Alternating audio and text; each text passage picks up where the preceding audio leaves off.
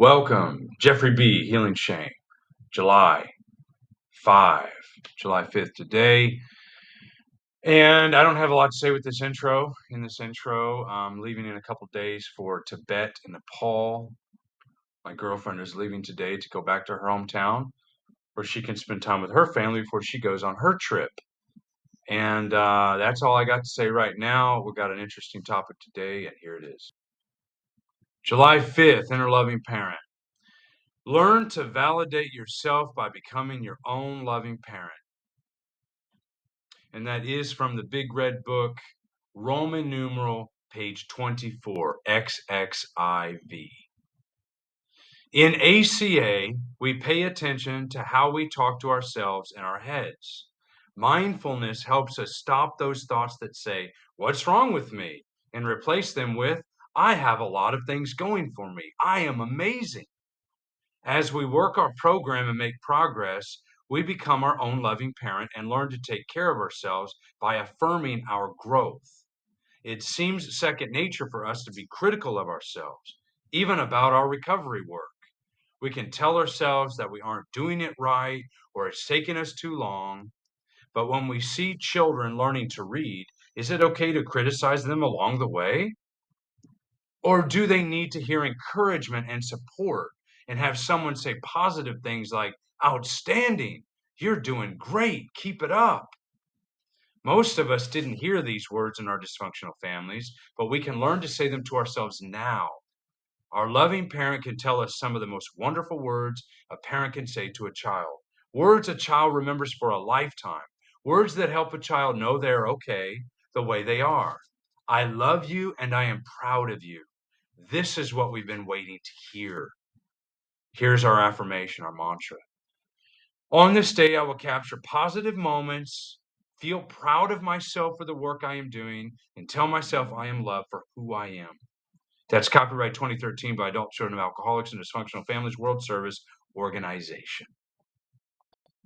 Okay, there's something I just got to open right up and say. Now, all of this reparenting work is only going to work if you believe in the theory or the idea of the inner child. Okay. I'm not a kid anymore.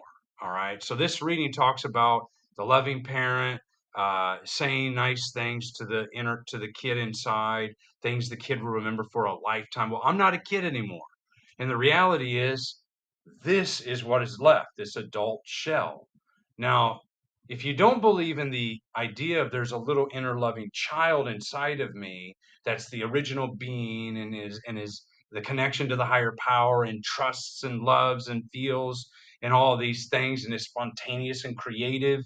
If you don't believe in that, then this reparenting stuff is not going to work, because the reparenting stuff, the inner loving parent, is supposed to talk to this child inside and get them to believe and have some sense of self-worth. It's going to say things, the affirmations we say, that you're good enough and you're doing great and wow, look at you go, little buddy. You know, that only works if you believe in the inner child, because that parent's got to talk to that kid and reinstill a sense of self-worth and fight back against that self-love deficit, because we have a self-love deficit as adult children. So for me today, I can say my loving parent doesn't really talk much. All right.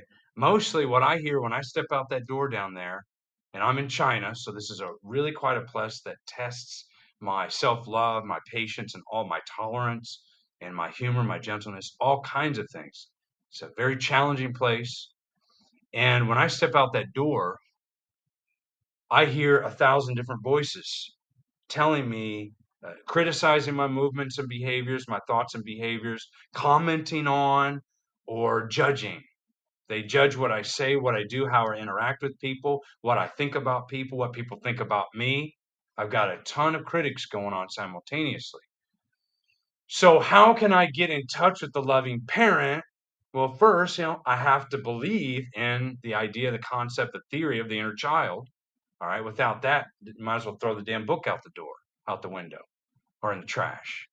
Um, and I need to talk to my critics and tell them it's okay for them to say what they want.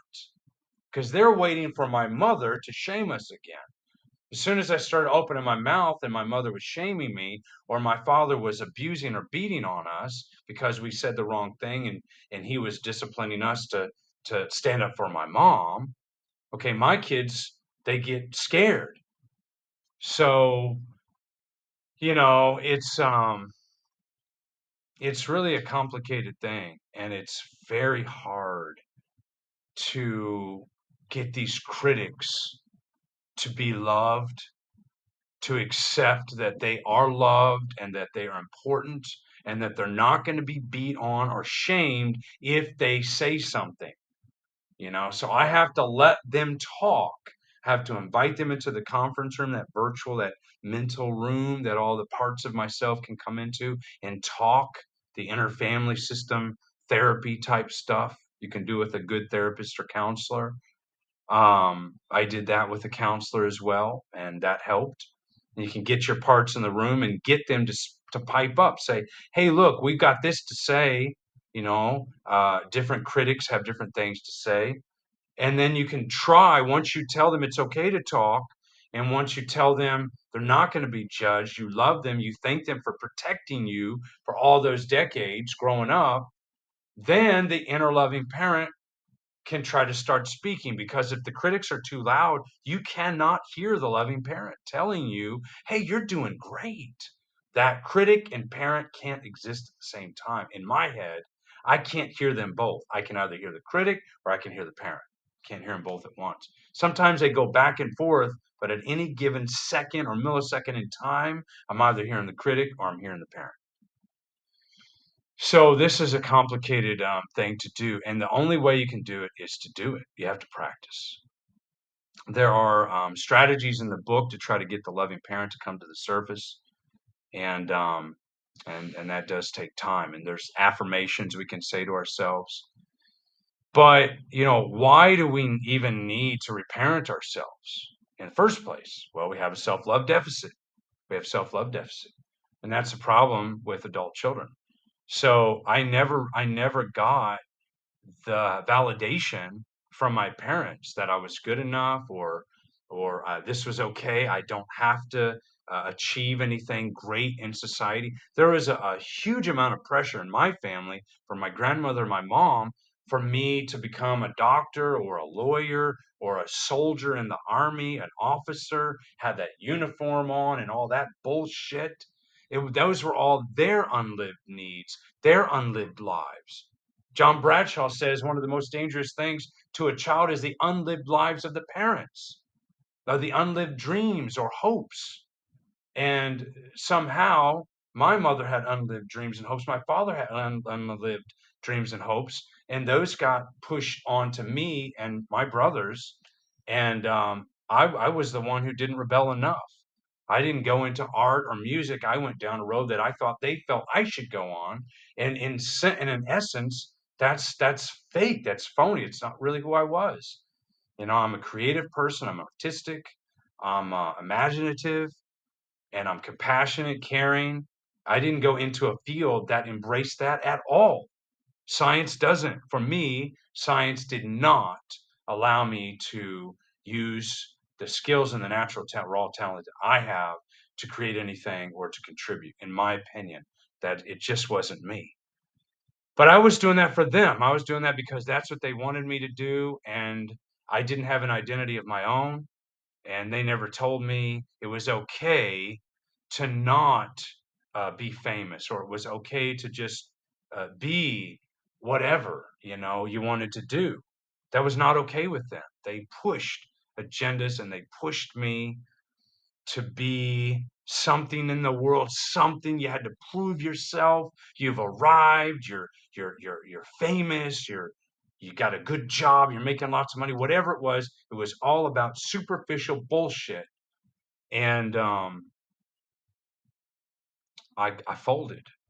In essence, I still have that on me today. I still feel like I have to go out into the world and compete.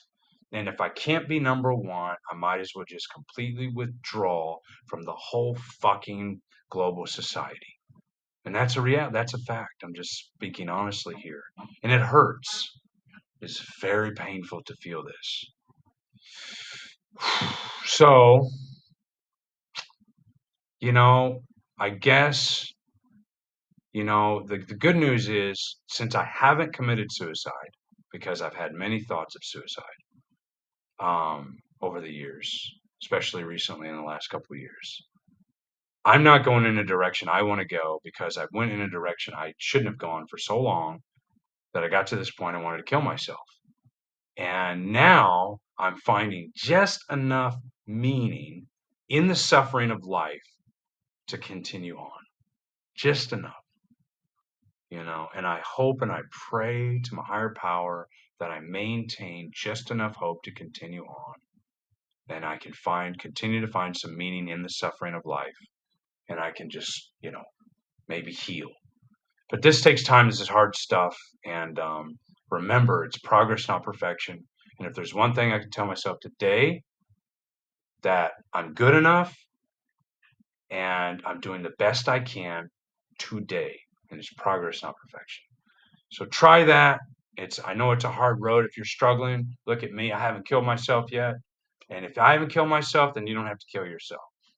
And, I know that sounds fucking dark and morbid, but there it is. So, guys, good luck, and we'll see you soon. Bye.